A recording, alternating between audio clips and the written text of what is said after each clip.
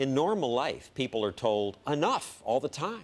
Enough video games, say the parents to the kids. Enough sports, says the wife to her husband. But does anyone ever say enough to the politicians who spend your money? This amendment will increase the amount of money. Here's where serious money is wasted. The legislation that we are considering today contains in it $45 billion. I'd say they spend like drunken sailors, except sailors spend their own money. Those opposed, no. The ayes appear to have it. Congressmen often spend your money on pet projects for their state. The president complained that they sneak the pork through.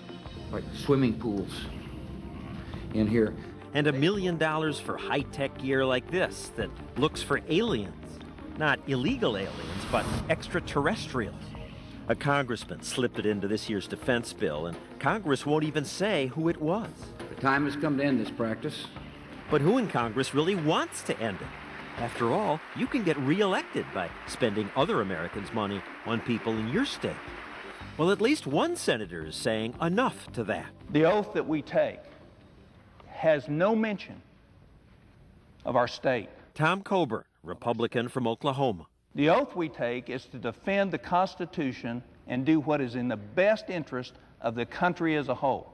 On this day, he was trying to stop Congress from spending $500,000 on this sculpture park in Washington state. And we're going to take money from housing and urban development, and we're going to build a sculpture park. Senator Patty Murray was mad about his criticizing her pet project. We must not, and we will not go down the road of picking on one senator or the other on the floor of the United States Senate. Senator Kit Bond was mad too. I don't need a senator from Oklahoma telling me what's good in Missouri or telling the senator from Washington what's good for the state of Washington. If they start stripping out this project, Senator Bond and I are likely to be taking a long, serious look at their projects. As the old saying goes, what is good for the goose is good for the gander. Your project may be next. Have you or any of your staff ever received a request from me for any earmark or any project whatsoever? I have The no answer knowledge. to that is no. All right. Coburn is an unusual politician. He doesn't ask for pork for his state, and he fights others' pork, even his own party's. You're very different from your colleagues. You said enough. Enough is enough with that. Why would we continue to do things that shackle our grandchildren? Because, say these congressmen, these are useful things. We're building infrastructure in my district. If you're building infrastructure and you're stealing it from your grandchildren, how is that moral? The greatest moral issue of our time today isn't the war in Iraq, it isn't abortion, it isn't any of the other issues. It is it morally acceptable to steal opportunity and future from the next generation? This earmark that's in this bill is a sham. Congress steals your money, he says, to spend it on things like a North Carolina teapot museum. Are these teapots crucial to the national interest?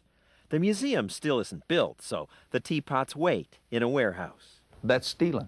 It's also unconscionable that we would not be paying attention to that. Giving tax money to museums makes it harder for Congress to address America's real problems, says Coburn, like the coming bankruptcy of Medicare and Social Security. We have an unfunded liability right now sitting in front of us that's 1 3/4 times our entire net worth. Social Security and Medicare. There's just no way the promises will be kept. We can keep the promises by asking our children to never go to college, never own a home, never buy a new car. And I'd urge my friends from Oklahoma to reconsider this. Coburn's biggest fight was probably with Alaska's Senator Ted Stevens. I'll resign from this body. Coburn had tried to kill Stevens' infamous bridge to nowhere. It will not happen. It will not happen. I've come to warn the Senate. If you want a wounded bull on this floor of the Senate, pass this amendment. Senator Ted Stevens said, if you do this, you'll have to carry me out of here on a stretcher. They're offended. I'm not a very good politician because I'm obviously irritating a whole lot of people. Saying, stop. Stop and think. Are you on a schedule? Maybe Coburn's willing to rock the boat because he's not a professional politician. He's an obstetrician who goes home every weekend to see patients. I'm Tom Coburn. Over the last 10 years, I've delivered almost 3,000 Oklahoma babies. When Coburn entered politics, he promised to be a citizen legislator. He'd serve a few years and then return to private life, like Abraham Lincoln did. Before he became president, Lincoln served just one term in Congress, saying the biggest threat to America will come from the voracious desire for office. I need to look at that bill to see. Coburn doesn't have the voracious desire, and unlike about half the congressmen who promised to limit their terms, Coburn kept his promise. He served 3 terms and then returned to private life.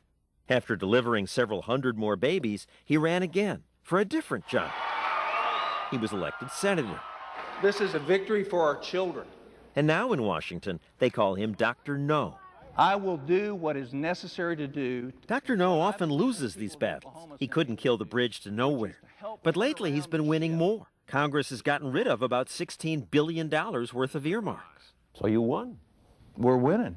And now he and Senator Barack Obama are creating a website where by February, for the first time, anyone can see how politicians spend your money. Maybe once we can see what they're up to, they'll be less likely to spend it looking for extraterrestrials.